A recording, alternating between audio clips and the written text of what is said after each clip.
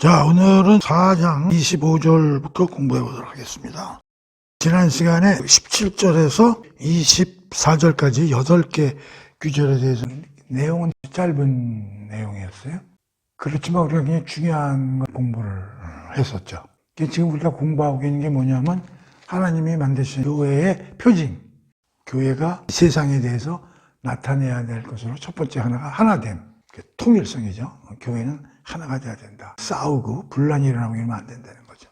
두 번째 표징은 뭐냐면 정결함. 교회가 바깥 세상에 대해서 성결하거나 거룩하거나 그런 경건한 삶을 나타내지 못한다면 교회로서의 자격이 없는 거죠. 그리스도 안에서 성령 하나님을 통해서 만들어놨는데, 그래서 도대체 교회가 성결하고 거룩한 깨끗한 삶을 살기 위해서는 어떻게 해야 되는가 하는 거를 이제 지난 시간에 17절에서 24절까지 살펴봤었죠.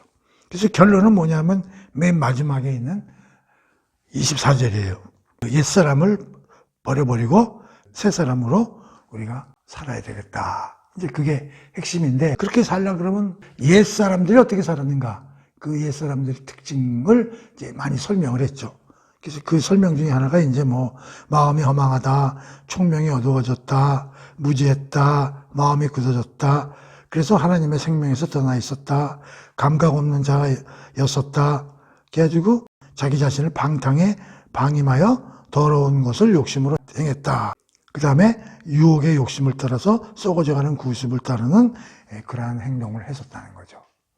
그러나 이제 그리스도 안에서 너희들이 배우고 듣고 가르침을 받았다고 사도 바울이 얘기를 하면서 이제 그 옛사람은 죽었으니까 그때 했던 그 행실, 특징, 습관, 언행, 심사, 그걸 이제 하지 말아라.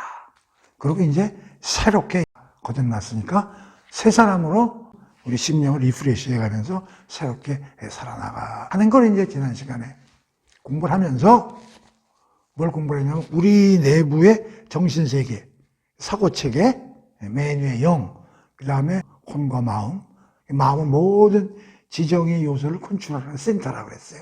그 다음에 이제 생각이나 판단, 양심 같은 거, 그 밑에 감정, 그러고 나서 이제 선택과 의지, 그리고 맨 마지막에 이제 말과 행동으로 표현되는 그런 하나의 큰 구조에 대해서 우리가 좀 살펴봤죠. 굉장히 중요한 겁니다. 자, 그래서 이제 오늘은 뭘 하냐면 25절부터예요. 그래서 사실은 25절부터 32절까지 4장이 끝나지 않습니까? 몇 줄 안 돼요. 그 다음에 이제 5장으로 들어가가지고 5장 21절까지를 이제 오늘부터 쭉 공부를 해야 되는데, 내용은 비슷비슷한데요. 또 5장으로 또 이렇게 섹터가 갈린단 말이에요. 그래서 제가 이걸 읽어보니까 굉장히 어려운 게 뭐냐면, 내용 하나하나 읽어보면서 우리가 공부를 해나가면 되는데, 4장 25절에서 5장 21절까지 중복되는 게 많아. 그리고 이게 4장하고 5장으로 또 갈라놓지 않아도 되는데 이렇게 또 갈라놓고. 사도 바울은 굉장히 논리적인 사람이거든요. 논증을 좋아하고. 그런데 지금 4장 25절에서 5장 21절까지는 약간 좀 중복되는 감도 있고, 왜 이렇게 약간 중언부언하는 식으로 사도 바울이 이걸 이렇게 기록을 했을까? 그런 게 좀 우리가 파악하기가 굉장히 어려운 거예요. 그래서 사도 바울한테 물어볼 수도 없고, 그래서 이거를 어떻게 문맥상 흐름을 이해하는 것이 좋겠나 하는 게 쉽지가 않습니다. 그렇다고 누구 하나 여기서 딱 부러지게 사도 바울은 이걸 이런 의미로 해서 문맥을 이렇게 기술해 나갔다, 그렇게 설명하는 사람도 없고, 또 사도 바울도 지금 살아생전에 없고, 그래서 5장 4절까지 문맥을 끊어보겠습니다. 그래서 4장 25절에서 원래는 5장 21절까지 쭉 해야 되는데, 이게 약간 중언부언하는 말이 있어요. 그래서 이걸 두 개로 나눠서 우리 공부를 해보는 게 좋겠다. 두 번째는 5장 5절에서 21절까지 이렇게 나눠놓고 공부를 해보자. 왜 그렇게 나누느냐? 이유는 없어요. 그냥 그렇게 나누는 게 문맥으로 볼 때 굉장히 좀 괜찮을 것 같아서. 그래서 이렇게 나눠서 설명한 사람이 존 스토트라는 목사님이 에베소서를 강해를 하면서 이렇게 구분을 하는 게 좋겠다. 자기도 뚜렷한 기준이 있어서 그런 건 아니지만 문맥상 그렇게 나눠서 좀 이해를 해보는 게 좋겠다고 얘기를 하셨는데 제가 보니까 그 일리가 있는 것 같아. 그래서 저도 존 스투트 목사의 에베소서 강의 내용을 받아들여서 이렇게 두 결로 나눠서 한번 공부를 해보도록 하겠습니다. 그래서 오늘은 이 앞부분을 이제 공부를 해보도록 하겠습니다. 지난 시간에 이어서 계속 되는 겁니다. 교회가 어떻게 성결한 삶을 외부로 표출해야 되는가 하는 거죠. 그 지난 시간에도 배웠었죠. 17절에서 24절까지 교리적인 성격이 강해요. 우리가 옛사람을 버리고 새사람으로 살자. 그러면서 옛사람의 특징에 대해서 쭉 이제 서술을 했지 않습니까? 그러면 오늘은 이어서 옛사람을 버리고 새사람으로 살아야 되는데 구체적으로 그럼 어떻게 사는 것이 새로운 사람으로 사는 거냐 하는 거에 대한 실천적인 적용. 5장 4절까지 그렇게 우리가 이해를 하고 공부를 해보자.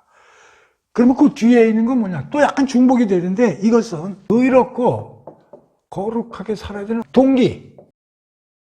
어떤 동기 때문에 그렇게 살아야만 되는가 하는 걸로 우리가 5장 5절에서 5장 21절까지는 이 다음 시간에 공부를 해보자 그러는 거죠.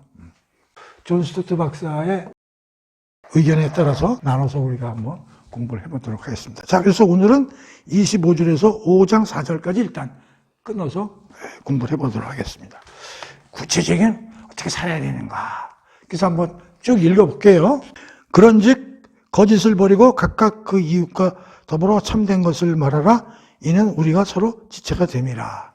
그래서 요거를 제가 하나씩 써볼 거예요. 자, 1번 25절이죠. 거짓을 버리고 참된 것을 말해라 그런 얘기야. 거짓을 버리고 이제 거짓말하지 말라는 거죠. 거짓말 안 하고 진리를 말해라. 그게 이제 첫 번째. 이렇게 살아야 된다 그런 얘기예요. 자, 그 다음에 26절 봅시다. 분을 내어도 죄를 짓지 말며 해가 지도록 분을 품지 말고 마귀에게 틈을 주지 말라.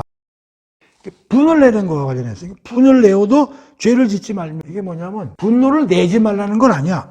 분을 내어도 죄를 짓지 말며 이렇게 돼 있단 말이야. 그러니까 죄 짓는 분노는 하지 말아라 그런 얘기죠. 그리고 해가 지도록 분을 품으면 빨리 그걸 해소해라 그런 얘기죠. 그리고 마귀에게 틈을 주지 말라 그런 게 두 번째 쓰여진 거고요.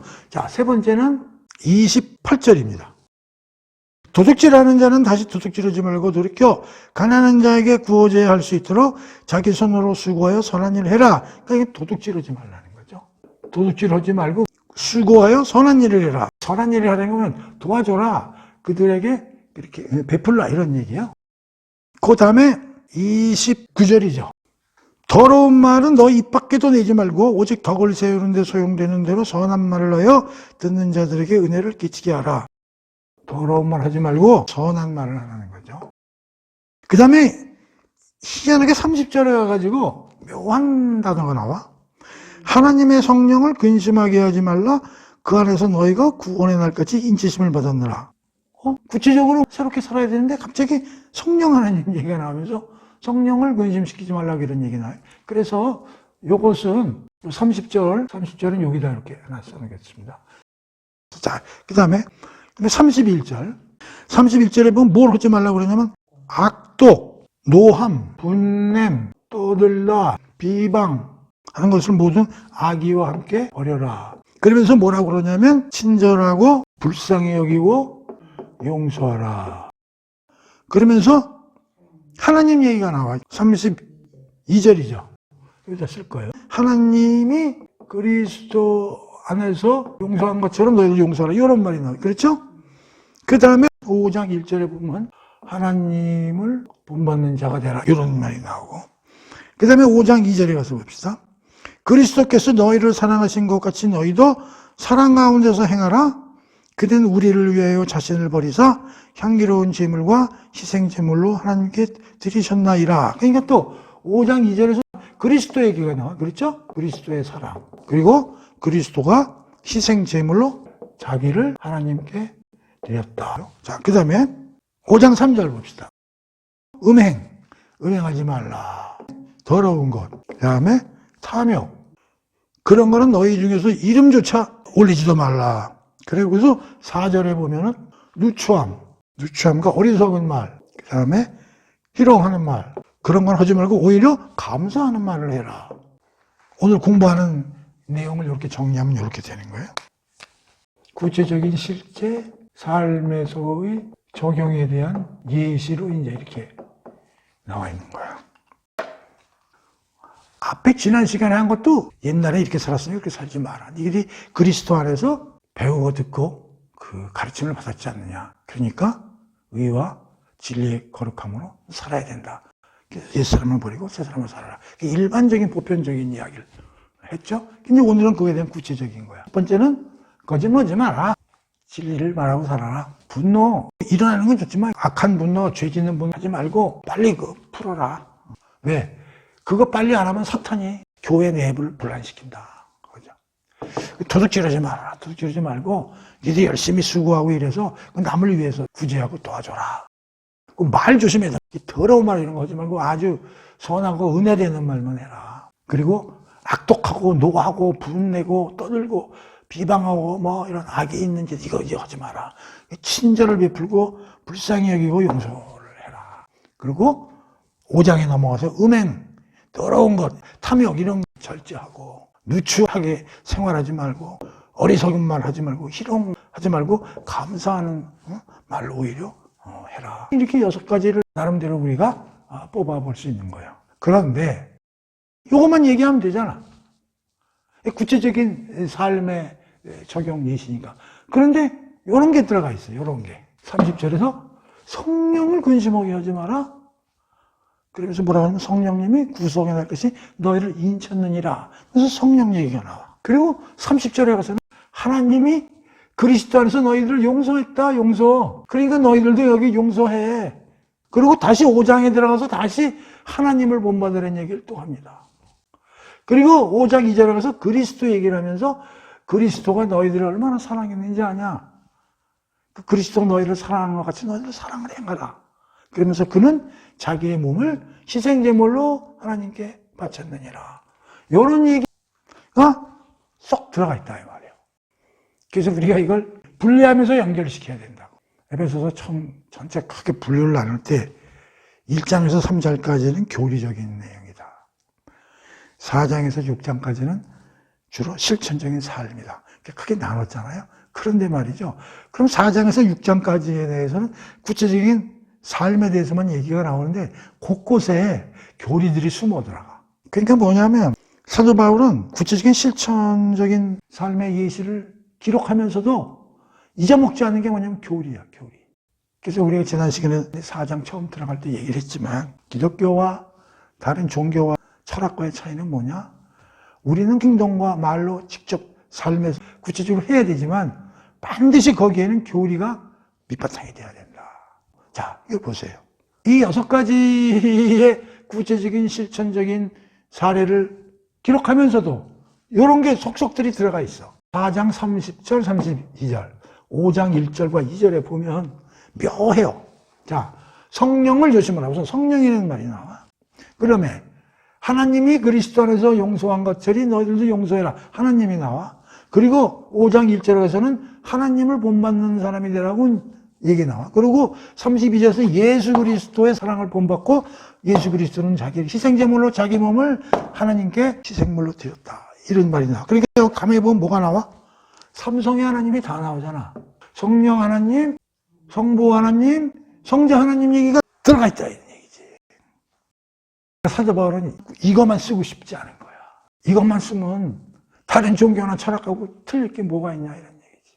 이런 얘기는 노노맹자에도 많이 나오고 모든 종교에 이렇게 살라고 그런 얘기는 얼마든지 있다는 거지. 그런데 삼위일체 하나님이 하신 일을 여기다 밑에다 깔아버린다는 거지. 우리가 성경을 읽을 때 빈수를 사랑해라 그럴 때 왜 빈수를 사랑해야 되느냐? 우리를 얼마나 사랑하시면 자기 아들 희생제물을 주면서 우리를 살리셨느냐? 그거가 기초가 되니까 너희도 그렇게 살아라고 얘기를 할 수가 있는 거거든요. 다른 데는 그런 게 없는 거야. 그게 굉장히 중요한 거라고. 하나님과 그리스도와 성령님도 지금 니들 마음 안에 하나님이 보내주시지 않았느냐. 그러니까 너희들이 이렇게 할 수 있다. 이런 얘기예요. 그러니까 이걸 참 우리가 머릿속에 넣어야 됩니다. 근데 이걸 자꾸만 우리가 잊어먹는다고. 오늘 보세요. 구체적인 삶이라고 신뢰를 이렇게 6가지 나열하면서도 이런 얘기를 잊어먹지 않는 사도 바울. 하나님이 예수 그리스도 안에서 우리를 용서하셨으니까 여기 보면 5번에 나오잖아. 31절에. 악독, 노함, 분냄, 떠들고 비방하고 악이 하지 마라.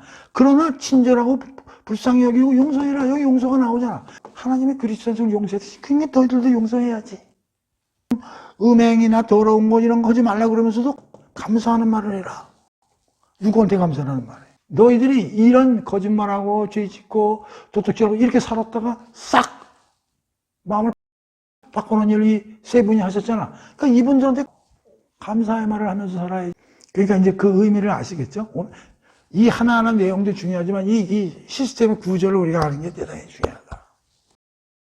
또 하나 제가 말씀드리고 싶은 거는 오늘 공부하는 주제를 가지고 마태복음 공부하신 분은 알지만 마태복음 우리가 5장, 6장, 7장 공부하면서 그 팔복에 대해서 공부를 하면서 그 심령이 가난한 자, 애통이 하는 자, 온유한 자 쭉 하면서 8개가 나오지 않습니까? 그래서 그걸 해석을 잘해야 된다 그랬어요. 대개가 이렇게 해석하는 사람들이 많아. 심령이 가난한 자가 뭐 하늘에 들어갈 것이요. 이러니까 내가 심령이 가난하게 살아야지. 내가 온유한 행동을 해야지. 그렇게 해석하면 안 된다 그랬죠. 그게 뭐냐면 쉬래. 복 있는 자요. 심령이 가난하구나.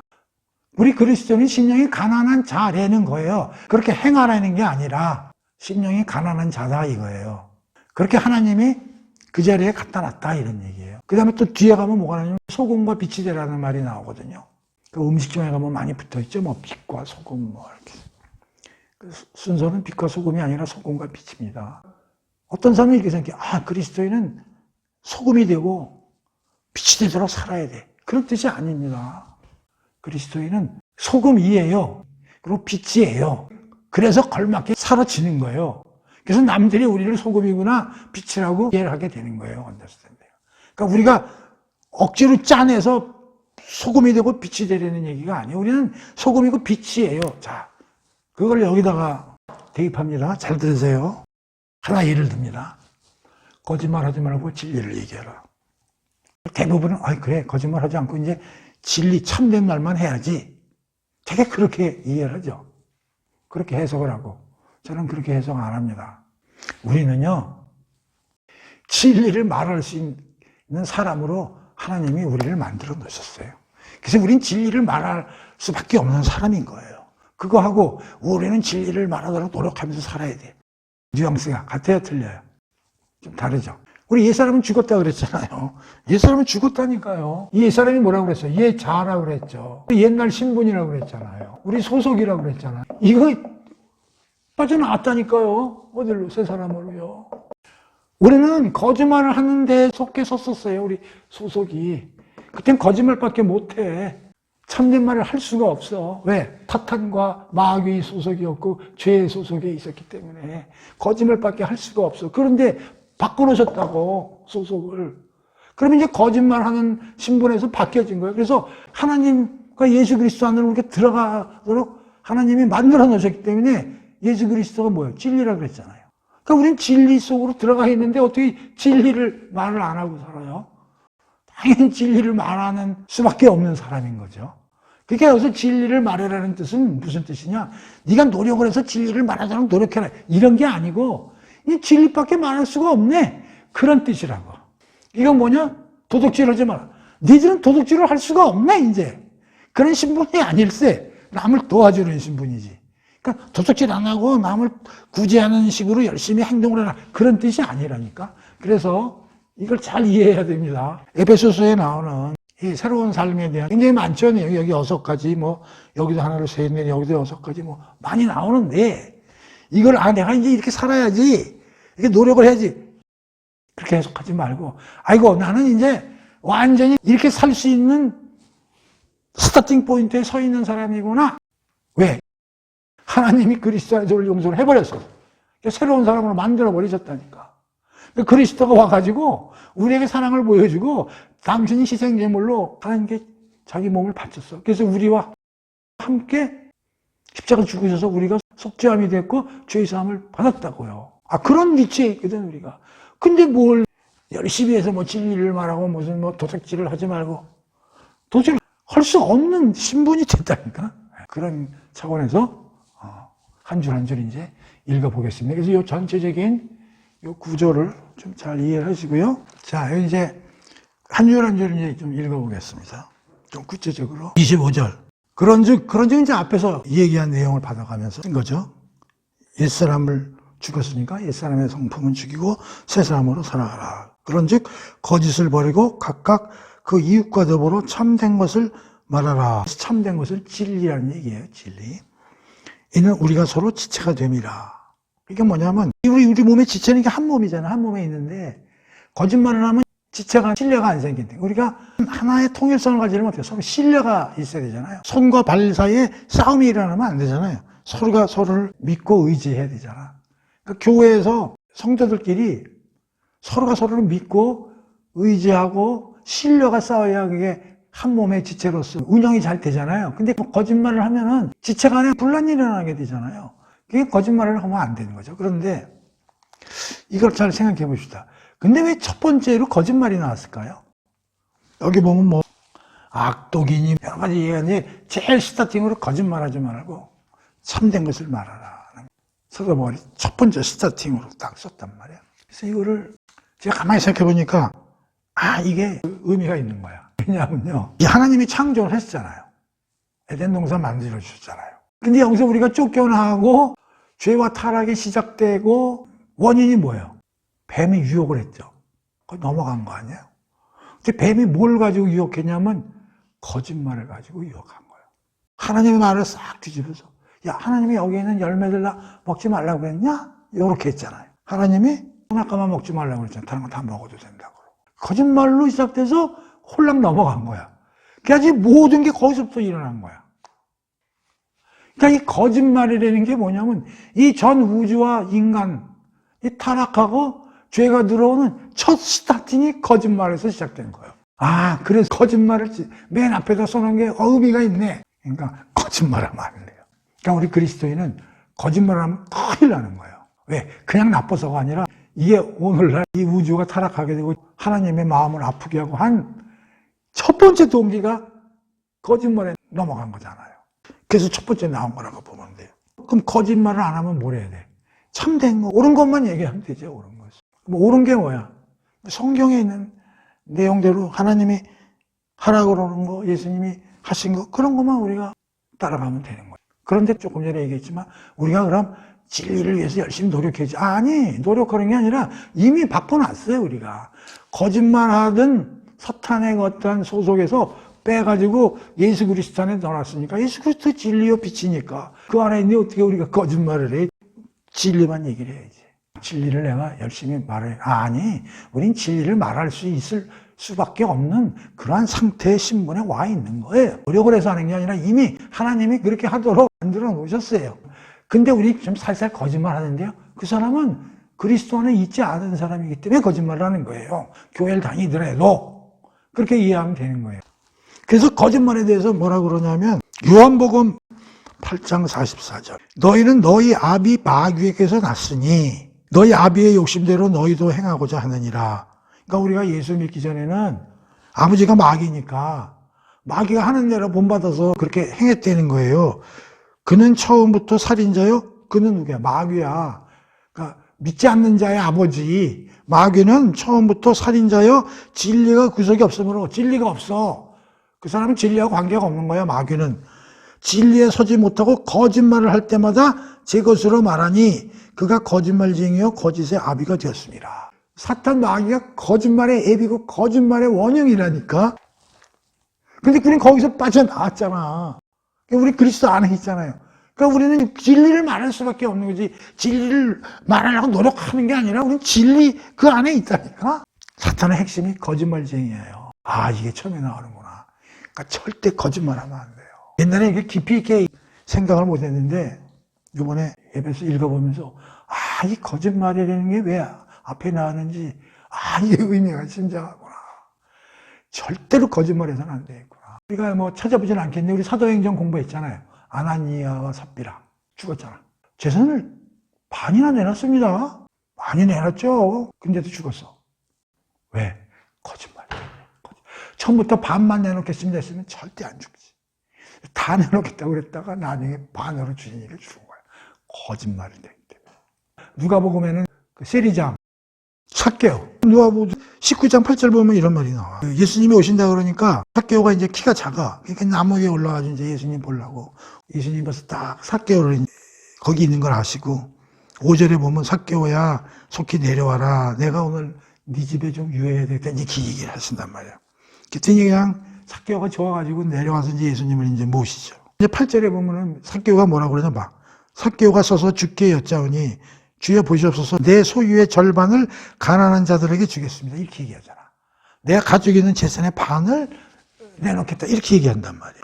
그랬더니 예수님이 너무 좋아하시면서 뭐라고 그러냐면 오늘 구원이 네 집에 이르렀다. 이 사람도 아브라함의 자손이다. 이러면서 칭찬을 하시잖아. 아니 근데 왜 삭개오는 칭찬을 하는데 아나니아와 삽비라는 왜 죽었나고 여기도 반이나 내놨는데 거짓말이 얼마나 무서운 건가 하는 걸 우리가 알 수가 있죠. 그 다음에 예수님이 진리인 건 아시죠? 요한복음에서 예수님이 나는 길이요 진리요 생명이니라. 디도서 1장 2절 한번 찾아볼까요? 영생의 소망을 위함이라. 이 영생은 거짓 없으신 하나님. 여기서 하나님은 거짓이 없으신 분이라. 하나님은 거짓이 없고 빛이시고. 그러니까 25절이 대단히 중요하니 절대 거짓말하면 안 됩니다. 이 정도 우리가 이해하고 두 번째 넘어가 봅시다. 분을 내어도 죄를 짓지 말며 해가 지도록 분을 품지 말고 마귀에게 틈을 주지 말라. 근데 다른 철학 서상이나 윤리나 다른 종교에 보면 화를 내지 말아라. 그런 건 있을 수 있지. 그치? 근데 여기 재밌어. 분을 내어도 죄를 짓지 마라. 이렇게 돼 있네. 이 얘기 뭐야? 분을 내도 괜찮다. 그런 짓이 아니야. 근데 이왕이면 분을 내지 말라고 그러지. 왜 분을 내어도 죄를 짓지 말라. 이렇게 쓴단 말이야. 야, 그래서 이것도 묘하다. 이게 뭐냐. 이번에 저도 깊이 생각하면서 이제 좀 알아냈어요. 분에는 두 가지가 있는 거예요. 의로운 분노가 있고 악한 분노, 죄 짓는 분노가 딱 이렇게 두 개를 우리가 이해할 수 있다. 근데 여기서는 죄를 짓지 말라는 거는 악한 분노, 불의한 분노, 그건 하지 말라는 거예요. 그러나 의로운 분노는 일으킬 수 있다는 거예요. 그러면은 왜 의로운 분노는 우리가 할 수 있나? 우리가 하나님의 자녀이기 때문에 그런 거예요. 그러니까 하나님은 거룩하신 분이에요. 거룩이라는 뜻이 뭐냐면요. 이 거룩이라는 게 분리하다 이런 뜻이에요. 좀 성결하다 이런 뜻이죠. 제일 더 중요한 게 분리하다 이런 뜻이에요. 거룩이라는 게. 성도도 분리된 사람이라 이런 얘기지. 하나님적으로. 그런데요. 거룩은 뭐하고 분리가 된 거냐면요. 죄와 악하고 분리된 게 거룩이에요. 그러니까 거룩이라는 게 성결하고 깨끗한 거거든요. 근데 성결하고 깨끗한 것만 알면 안 돼. 성결하고 깨끗하려면 뭐하고 잘라내야 돼? 죄하고 악하고 잘라줘야 거룩하게 되는 거야. 이해되시죠? 그러니까 여기서 분을 내어드리는 얘기는 그래. 하나님은 죄와 악하고는 전혀 안 맞으신 분 아니에요. 거룩하신 분이니까. 그리고 우리는 성도잖아요. 거룩한 사람이 성도 아니에요. 우리도 죄와 악하고는 완전히 분리된 사람이구나. 그러니까 죄와 악에 대해서는 우리도 과감하게 단절을 해야 돼. 그럼 거기에 대해서는 분이 일어나야 돼. 죄와 악한 거에 대해서는. 그게 의로운 거구나. 그러니까 분을 몽절이 내지 마라 그러면은 죄가 득실득실하고 악함이 있는데도 불구하고 화내면 안 돼. 성경에 화내지 말라 그러고 뭐 다 그랬으니까. 그럼 묵인하고 그러는 얘기예요? 그렇게 하지 말라는 얘기예요. 그거에 대해서는 대응하라는 얘기예요. 그러니까 우리는 죄와 악에 대해서는 분노를 가져야 돼요. 그래서 예수님도 하나님도 우리가 성경을 읽어보면 분노를 내시고 지탄을 하시고 심판도 하시고 하시는 게 많이 나와요. 근데 예수님과 하나님이 하시는 분노는 의로운 분노예요. 죄와 악을 받아들일 수 없는 데서 나오는 분노시란 말이에요. 우리도 그렇게 하라는 얘기예요. 근데 죄를 짓지 말마. 이건 또 뭐냐? 죄와 악 그 자체에 대해서 분노를 가지는 건 좋은데 그걸 사람까지 연결시켜가지고 저 자식 저거 내가 혼내야지. 저는 계속 내가 와칭하고 있었는데 이번에 한번 내가 저거 혼을 내야지. 다시 말하면 사람에게 분노를 내지 말라 그런 얘기예요. 근데 인간의 분노는 다 100% 그런 분노예요. 그래서 어떤 사람은 그래. 불의의 분노는 하지 말라는 얘기는 결국은 분노를 하지 말라는 얘기구나. 그렇게 해석할 수 있어. 그러나 그 의미가 달라요. 죄와 악에 대해서는 분노해야 됩니다. 이런 거예요. 예를 들어서 노예제도를 갖다가 국회에서 투표를 했단 말이야. 그리고 찬성하는 사람도 있고 반대하는 사람도 있을 거냐. 노예 폐지법에 대해서. 근데 노예 폐지를 반대하는 사람에 대해서는 우리는 분노를 일으키는 게 맞는 거야.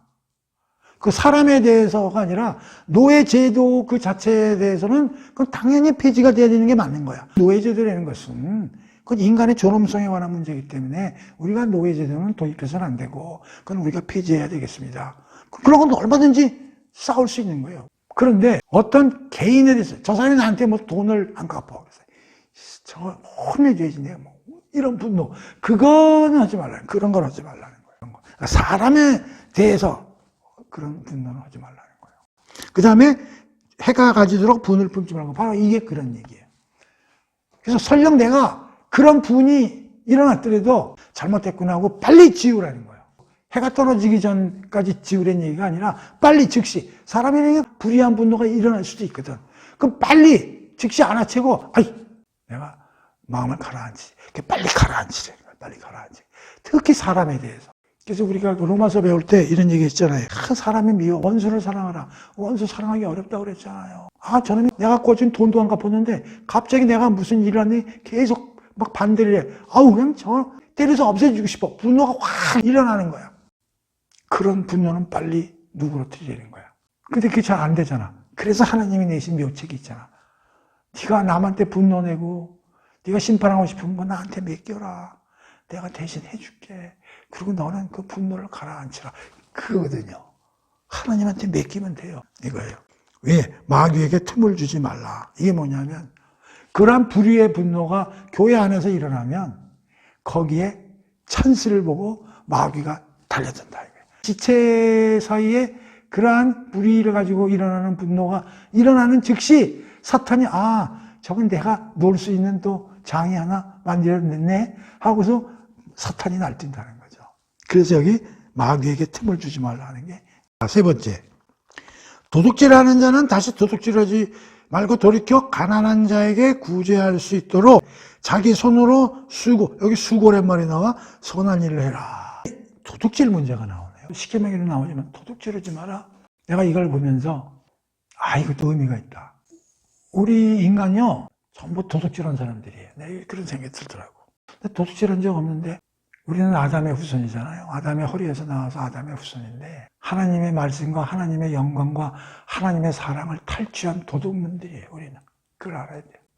하나님이 얼마나 아담을 위해서 애쓰시고 에덴 동산 만들어줘, 하와도 만들어줘, 먹을 것도 다 준비해줘, 일반 나무 이름도 짓게 해줘. 하나님이 얼마나 열심히 준비를 해주셨어요. 선악과 만지지 말게 우리를 비하해서 그런 거 아니죠. 창조자와 피조물과의 선이 있잖아요. 그걸 어기지 않도록 지고지복의 상태로 교제하기 위해서 그때 주신 건데 그걸 홀라당 어겼잖아. 하나님의 말씀을 못 믿은 거잖아요. 하나님의 말씀을 못 믿었던 얘기는 뭐야? 하나님의 영광을 탈취한 거지. 하나님의 창조 작품을 갖다가 무시한 거고. 그게 도둑질이 그러고. 남의 물건 도둑질했다는 생각하지 말고 우선 기본적으로 그런 걸부터 생각해보면 알 수가 있는 거예요. 이게 도둑질하면 안 되겠구나. 우리 모두 도둑놈들이 후손이구나. 아담과 하와도 도둑놈이야. 하나님의 영광과 하나님의 약속을 훔친 놈이지. 그거 훔쳐서 누구한테 갖다 줬어? 사탄한테 갖다 준 거나 마찬가지잖아. 하나님의 영광을 탈취해서 사탄한테 갖다 줬잖아. 도둑질이라는 건 뭐냐면 남이 소속되어 있는 걸 내가 갖고 오려고 그러는 게 도둑질이잖아요. 응? 내가 일을 해서 벌어야 되는데 남이 일한 거를 내가 갖고 온다고 그러면 나는 일을 안 하고 뺏은 거잖아요. 그러니까 도둑질은 뭐냐? 남이 정당하게 받아야 될 몫을 내가 일을 안 하고 잡아당기는 게 도둑질이라고. 그래서 여기서 무슨 말이 나와요? 도둑질한 자는 다시 도둑질하는 걸 스탑하고 가난한 자에게 구제할 수 있도록 자기 손으로 수고해요. 자기 손으로 수고하라는 얘기가 기가 막힌 거야 이게.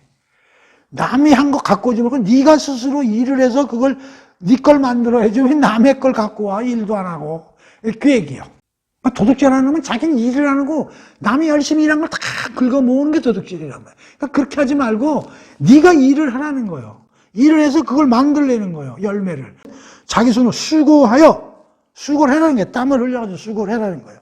여기서 중요한 게 일의 중요성이 나오는 거예요. 일, 노동의 중요성. 우리 창세기 때 배웠죠. 1장 28절. 생육, 번성, 충만, 정복, 다스리라. 우리의 소명. 정복, 다스리라는 다른 사람들이 위해서 잘 관리해라. 먹을 거는 다 만들어줬으니까. 일반 열매로. 걱정하지 말고 너희 열심히 일해서 그 남들 뭐 부족함이 없는가? 갖다가 그래서 구제하라 이런 얘기 아니에요. 구제하라는 게 뭐냐면 여기 가난한 자에게 여기 잘 보세요. 가난한 사람이 왜 그렇게 가난하게 된 거예요? 물론 그 사람이 일을 안 해서 가난하게 될 수도 있어요. 그 스스로가. 그러나 그것도 있지만 대부분은 뭐예요? 힘 있는 자가 갈취해 갖고 와서 가난하게 된 거야. 지금 세상 그렇게 많잖아요. 맨날 노사 분쟁이 일어나고 그러는 게 뭐예요? 일하는 거에 대한 정당한 보상이 어디까지냐 가지고 싸우는 거 아니에요. 어쨌든 도둑질 안 되는 거는 남이 열심히 일한 걸 갖고 오는 거예요. 그러면서 그 사람은 가난해지고 나는 부자가 되는 거예요. 일을 안 하고. 그러니까 어떻게 돼? 여기서 뭐라고 그래? 네가 네 손으로 일을 해서 그 열매를 돈이면 돈을 모아서 그걸 가지고 가난한 자, 뺏긴 사람들을 위해서 채워줘라. 그 얘기잖아요. 여 28절도요. 여러분들이 잘 생각해야 됩니다. 이게 어떤 의미가 있는지. 가장 중요한 건 하나님의 영광을 도둑질한 게 큰 죄고요. 돌려드려야죠, 이제. 우리가 훔쳐온 하나님의 영광을 이제 우리가 돌려드려야 되잖아. 자, 그러니까 여기서 중요한 건 도둑질의 의미, 가난죄의 개념, 구제된 개념, 내 손으로 수고 안 되는 개념이 뭔지, 그렇게 해서 선한 일을 해라. 이런 뜻이에요. 좀 이해하시죠? 자, 그 다음 절 들어갑니다. 말. 지난 시간에 사고체계 공부하면서 영부터 마음부터 쭉 해가지고 맨 끝에 말과 행동이잖아요. 그러니까 여기서 우리가 지금 오늘 공부하는 거 구체적인 삶이라는 게 뭐예요? 말과 행동에 관한 문제란 말이에요, 지금. 우리 안에서 일어나는 게 표현되는 말과 행동에 관한 문제잖아요. 더러운 말, 입 밖에도 내지 마라. 오직 덕을 세우는데 소용되는 대로 선한 말을 하여 듣는 자들이 은혜를 끼치게 하라. 말과 관련해서는요, 성경에 아주 귀중한 구절이 하나 있어요. 야고보서 3장에 이게 말에 대해서 써놨는데요. 아주 기가 막혀요. 3장 2절 보겠습니다. 우리가 다 실수가 많으니 만일 말에 실수가 없는 자라면 곧 온전한 사람이라. 능히 온몸도 굴레 세우리라. 야, 그러니까 말에 실수가 없는 자는 온전한 사람이래요. 우리가 말들의 입에 재갈을 물리는 것은, 자, 여기서 비유가 나오는데 말 있죠, 말. 뛰는 말. 말 입에 재갈을 물리는 것은 우리에게 순종하게 하려고 그 온몸을 제어하는 것이다. 말에 재갈을 물리면요, 말을 컨트롤해야 된단 말이에요. 그러니까 그 재갈 하나 가지고 말을 전체를 우리가 컨트롤할 수 있다는 얘기예요. 그 다음에 배에 보면은 키 있죠? 배가 얼마나 커. 유조선 같은 거 보면. 근데 그 엄청나게 큰 거를 뭐로 조정을 가네. 요 동그란 거, 요 조정, 요거 가지고 다 조정이 되잖아요. 배를 보라. 그렇게 크고 광풍에 밀려가는 것들을 지극히 작은 키 하나로도 그 사공의 뜻으로 컨트롤이 된다. 그런 얘기죠. 그 다음에 5절 보세요. 이같이 혀도 작은 지체로 내 큰 것을 자랑하는도다. 보라. 얼마나 작은 불이 얼마나 많은 나무를 태우는가. 혀는 곧 불이요. 자. 야고보서에서 세 가지 예를 들어요. 혀를. 첫째는 말의 재갈. 두 번째는 배의 키, 핸들.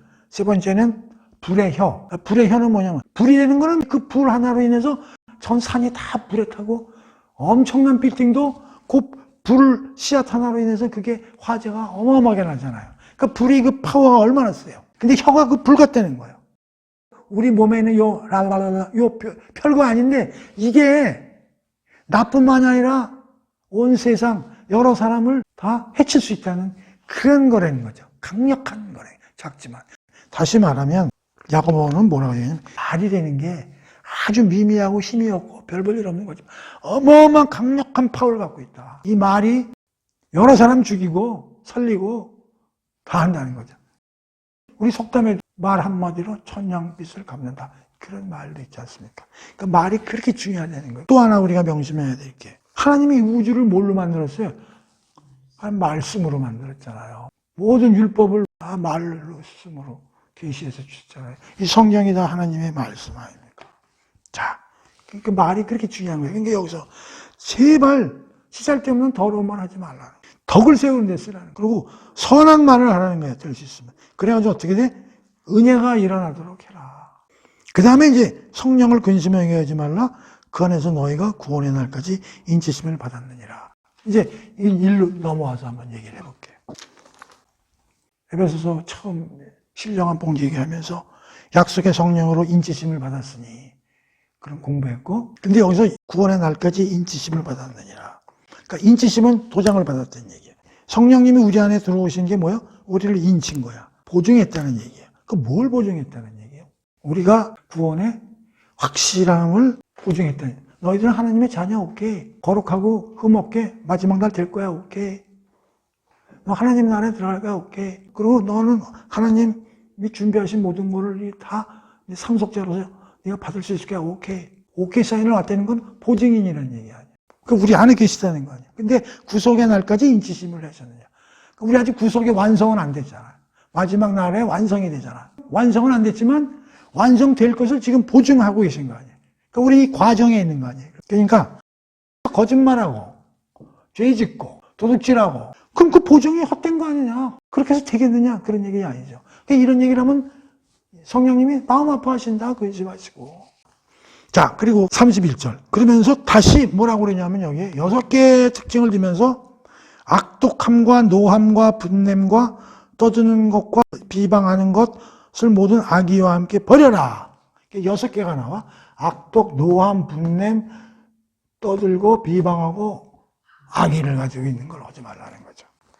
구체적인 신뢰라는 건 뭐냐면 말과 행동을 신뢰를 써서 지금 얘기하고 있는 거예요. 말과 행동. 말과 행동으로 나오기 전에는 심령, 생각, 판단, 감정, 선택과 의지 이런 게 다 안에서 작동을 해서 나오는 거란 말이에요. 그렇죠? 떠들고 비방하는 건 말과 행동된 거고 다른 것들은 다 행동과 관련되는 하나의 특성들이라고 보면 되죠. 그러니까 악독이라는 건 뭐예요? 악독. 그래서 이 악독에 대해서 좀 찾아봤는데 그 악독은 말이죠. 영에서 나오는 하나의 형태라는 거예요. 그러니까 하나님의 영은 홀리 스피릿이고 다른 거는 이제 이블 스피릿이죠. 그러니까 이블 스피릿, 악령의 하나의 형태야. 악령으로부터 나오는 하나의 요소가 악독이야, 악독. 근데 이 악독의 요소가 뭐냐면 매사에 불만이 가득한 짓을 하는 게 악독이야. 매사에 불만. 그리고 사람에게 장점도 있고 단점도 있잖아. 근데 장점은 눈에 안 들어오고 계속 단점만 찾아다니는 그런 마음 상태. 악독하다. 근데 이건 이블 스피릿에서 나오는 어떤 영향력이라는데 우리는 홀리 스피릿이니까 전혀 이런 거하고 안 맞는 거죠. 그렇죠? 그 다음에 노함. 여기서 노함이라는 건 뭐냐면 뭐 이제 우리가 살다 보고 뭐 대화를 하다 보면은 내 마음에 안 들 때가 있잖아. 그럴 때 그냥 확 회가 치밀어가지고 격정을 일으키고 그냥 흥분하거나 과격한 발언을 하거나 이게 노하는 거지. 얼굴 색이 변해가지고 이러는 거예요. 그렇죠? 듣고 침착하게 생각하고 좀 다듬어서 리스판스를 하는 게 아니고 팍 일어나가지고 삿대질하고 막 이러는 사람들 목소리 크게 하고 이게 노함이죠. 우리하고 안 맞는다는 거예요. 그런 건 하면 안 된다는 거예요. 그러면서 분냄이라는 말이 있어. 그럼 노함은 뭐고 분냄은 뭐가 틀리냐? 노함은 확 일시적으로 뿜어서 나오는 거고 분냄은 그걸 다 마음에다가 겹겹이 넣고서 저 새끼 저놈 내가 언젠가 왼수를 갚으면서 계속 마음에다가 지속적으로 척척 창고에 쌓아놓는 거 그걸 이제 분냄이라고 그러는 거예요. 노함이나 분냄은 나중에 뭘로 표출되느냐? 고함을 지르고 소리 지르고 통제되지 않게 악독과 노함과 분냄 떠드는 거. 우리 어떻게 모임에 가면 중구난방 떠드는 사람 있어요. 말 너무 가만히 있어도 좀 뭔데 계속 떠드는 사람 있어요. 떠드는데 실속이 없어요. 계속 시끄럽게 떠드는 거야. 남은 신경도 안 쓰고 여기에 떠든다는 거는 좋은 뜻으로 떠들기 위해서 실속 없이 안 해야 될 말 하면서 계속 떠드는 거야. 비방은 우리가 누굴 비방한다는 건 해코지하고 모함, 모독 그런 거죠. 비방. 모든 악의와 함께 버리고. 그러니까 악이라는 건 뭐냐면 내가 저 사람 해쳐야지. 저 사람한테 마이너스 되게 해야지. 그런 그 마음의 결심, 음모 이런 게 이제 악의. 그래서 이런 것들을 버리라는 거예요. 악독, 노함, 분냄, 떠드는 것, 비방하는 것을 모든 악의와 함께 버려라. 우리가 옛사람은 죽었지 않냐. 새로운 사람은 이렇게 소속과 이런 게 바뀌었는데 그런 거하고 안 어울린다는 거예요. 그렇죠? 그래서 그걸 뒤집어서 어떻게 하라고 그래요? 친절하게 하라고 그러고 불쌍히 여기고 용서. 에이, 앞으로 잘하겠지 저 사람. 그렇다고 완전 묵인하라는 얘기는 아니야. 뭐 좋게 얘기를 하지만 걔도 용서를 해야지. 나한테 조금 피해가 오더라도 내가 받아들여야지. 그런데 이유가 뭐예요? 하나님이 그리스도 안에서 너희를 용서했지 않느냐. 에베소서 사람들아, 그리스도 안에서 하나님이 죄인이고 왼수인 너희들 하나님이 다 품에 안고 죄를 다 말소시키고 용서하지 않았느냐. 그러니까 니들도 그들을 그렇게 할 수밖에 없는 사람이라는 거예요. 주의하게 있어요. 용서받은 사람은 반드시 용서해야 된다. 여기는 must. 용서받은 사람은 반드시 용서해야 된다. 우리는 하나님으로부터 용서받은 사람이기 때문에 반드시 남을 용서해야만 한다. 그렇게 해가지고 4장이 끝나요. 그리고 5장으로 들어가는데 그럼 4장과 5장 사이에 문맥상 다른 주제가 나와야 되는데 계속 또 똑같은 주제가 나오면서 5장으로 그 장이 갈리기 때문에 5장과 4장을 어떻게 연결시켜야 되느냐 상당히 어려움에 많이 이제 처했던 거죠, 해석상. 근데 우리는 요 4절에서 끊어보자 그런 얘기예요. 자, 그러면서 5장 1절에 무시무시한 얘기가 나오는데 그러므로 사랑을 받는 자녀같이 너희는 하나님을 본받는 자가 되라 이렇게 돼 있어요. 근데 그 앞에서는 하나님이 용서하신 것 같이 그들도 너희들이 용서하고 친절히 해야 되고 불쌍히 여겨야 돼. 그걸로 끝나도 돼. 5장 1절이 없어도 된다고. 근데 5장 1절에 다시 너희는 하나님을 본받는 자가 되라 이렇게 설명을 하는 거예요. 그러니까 하나님 얘기를 하다 보니까 좀 미흡했던가 봐. 그러니까 하나님을 아예 본받는 자가 되라. 사람들이 또 그래. 예수를 본받아라. 성경에 보면 예수의 제자도 정신을 이어받았다. 그런 거 많이 쓰여 있는데 하나님을 본받으라는 얘기는 아마 여기 처음 나오는 거 아닌가 싶어. 그래서 우리가 야 이거 하나님 특성이 어마어마한데 본받으라는 얘기냐 이렇게 이제 얘기할 수도 있죠. 자, 이렇게 봅시다. 조직신학을 공부할 때 보면 성경에서 하나님의 특성에 대해서 신학자들이 쫙 뽑아놓은 게 있어요. 근데 두 가지로 뽑습니다. 되게 비공유적 특성과 공유적 특성. 비공유적 특성은 뭐냐? 우리 인간이 하나님과 전혀 비교할 수 없는 하나님의 고유한 특징, 공유할 수 없는 특성이라고 그러고, 공유적 특성은 하나님이 우리와 같이 우리도 공유할 수 있는 특성을 공유적 특성이라고 그래. 그럼 여기서 하나님을 본받으라는 얘기는 비공유적 특성을 본받을 수는 없는 거예요. 공유적 특성은 본받을 수가 있는 거예요. 그러면 비공유적 특성은 뭐냐? 이런 겁니다. 하나님은 초자연적인 존재죠. 그렇죠? 하나님은 무한하세요. 끝이 없으시다고. 하나님은 신성을 가지고 계시고, 전지전능하시고, 하나님은 영이시고, 하나님은 통일체시고, 하나님은 영광되신 분이고, 하나님은 편지하시고, 편지라는 건 한 번에 모든 걸 다 이렇게 둘러보시고 일을 할 수 있는 거죠. 불변하시고, 하나님은 감정에 흔들리지 않으시고, 그런 거는 우리가 본받을 수가 없는 거예요.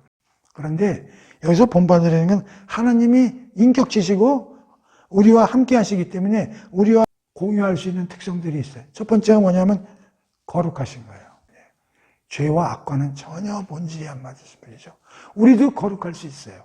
두 번째, 하나님은 의로우신 분이에요. 책임과 의무를 다 하시는 분이에요. 공의로우신 분이고 정의로우신 분이고 그렇죠. 우리도 의롭게 될 수 있어요. 그것은.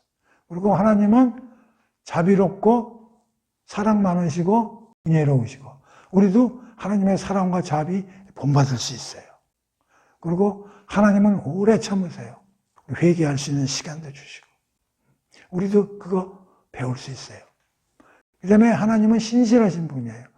신실하시라는 게 뭐냐면 모든 약속은 100% 지키시고 성실하시고 정직하신 분이에요. 우리도 그거 지킬 수 있어요. 그러면 여기서 하나님을 본받으라는 얘기 뭐냐면 하나님과 우리가 함께 가질 수 있는 공유적 특성, 거룩함, 의로움, 사랑과 자비로움, 오래 참 인내, 그 다음에 신실함, 정직함. 이것은 우리가 하나님과 같이 본받을 수 있다는 얘기예요. 그것은 서도바울이 본받아라. 우리가 어떻게 창조자하고 어떻게 같을 수가 있어요. 그러니까 비공유적 특성은 우리가 하나님을 닮을 수가 없지만 공유적 특성은 너희들이 닮을 수 있으니까 그렇게 해라. 왜? 하나님이 자녀로 삼으셨잖아.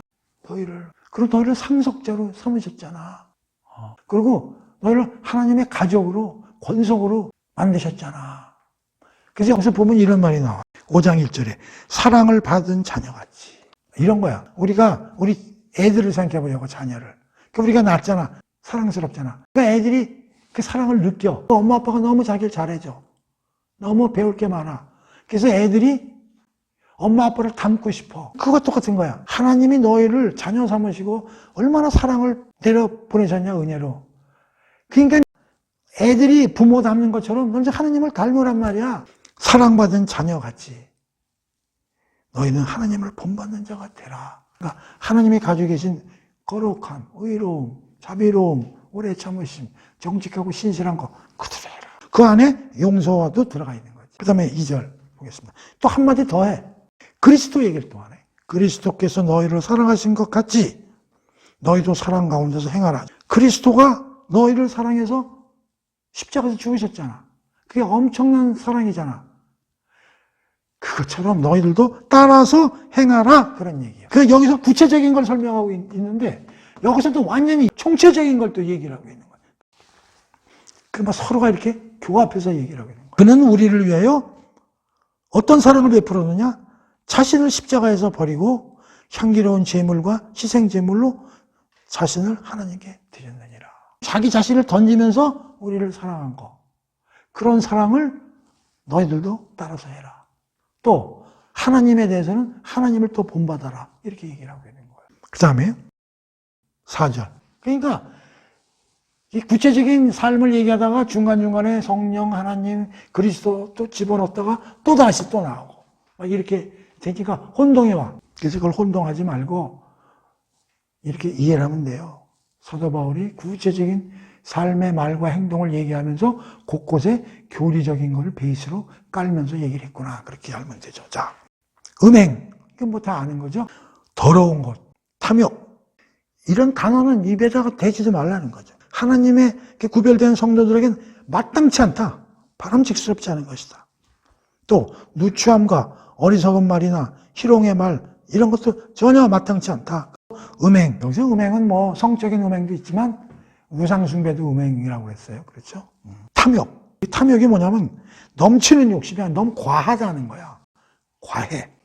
그러니까 본능이 있잖아요. 성욕, 수욕, 식욕 이런 것들. 그 나쁜 게 아닙니다. 하나님이 주신 선물이요, 그거는. 그런데 이거는 절제해서 써야 되는데 오버하는 거야.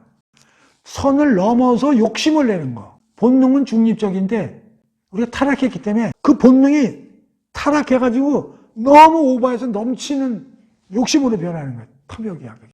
그래서 성적으로도 하나님이 주신 가정을 유지하는 데서 해야 되는데 아무 데나 가서 하려고 그러고 너무 많이 자가지고 일 안 하려고 그러고 너무 많이 먹어가지고 배탈 나고 막 남의 거 뺏고 막 그런 건 하지 말라는 거지. 그리고 누추함. 이익이 된다 그러면 구더기가 화장실에 끌듯이 오만 군데 누추하게 어리석은 말, 쓸데없이 필요 없는 말, 남의 말 카팅하는 거, 주제에 벗어난 거, 희롱하는 거, 남을 깔보고 교만스럽게 막 우습게 보고 말이지 이러는 거 이런 거 절대 하지 말고 그 다음에 뭘 하라고요? 감사하는 말을 해라. 감사. 말은 감사하는 걸로 끝내라는 거야. 그럼 누구한테 감사하는 말을 끝내? 성부, 성자, 성령 하나님. 아, 하나님이 모든 우리를 구원하시는 계획을 만드셔 주셨구나. 아유, 하나님 감사합니다. 예수가 우리를 자신의 희생제물로 변했구나. 아이고, 그리스도 감사합니다.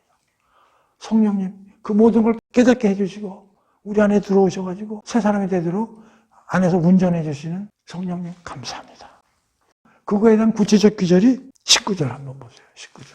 시와 찬송과 신령한 노래들로 서로 화답하며 너희의 마음으로 주께 노래하며 찬송하며 범사의 우리 주 예수 그리스도의 이름으로 항상 하나님께 감사하며 그리스도를 경외함으로 피차 복종하는 이런 걸 입에다 담고 살아라. 남을 씹고 희롱하고 쓸데없는 말로 주절거리고 탐욕에 넘치고 더러운 데 쫓아다니고 이런 거 하지 말아라. 그런 얘기입니다. 그래서 오늘 25절에서 5장 4절까지 일단 우리가 공부를 해봤습니다. 근데 여기서 중요한 것은 구체적인 행위 6가지 패턴도 중요하지만 그것 사이에 들어가 있는 삼성의 하나님의 우리를 위해서 하신 일 그거를 베이스로 삶에서 깔고 있는 게 이 오늘의 내용이 되겠습니다. 참 사도 바울은요, 대단한 사람이에요. 다른 종교나 다른 사상이나 다른 철학과 달리 삼성의 하나님이 우리를 위해서 한 교리적인 걸 실천 부분에서도 곳곳에서 기록해놨다는 것이 우리의 눈에 들어오는 겁니다. 자, 그래서 오늘 이걸로 마치고요. 다음 시간에는 그 뒷부분 다시 공부하도록 하겠습니다.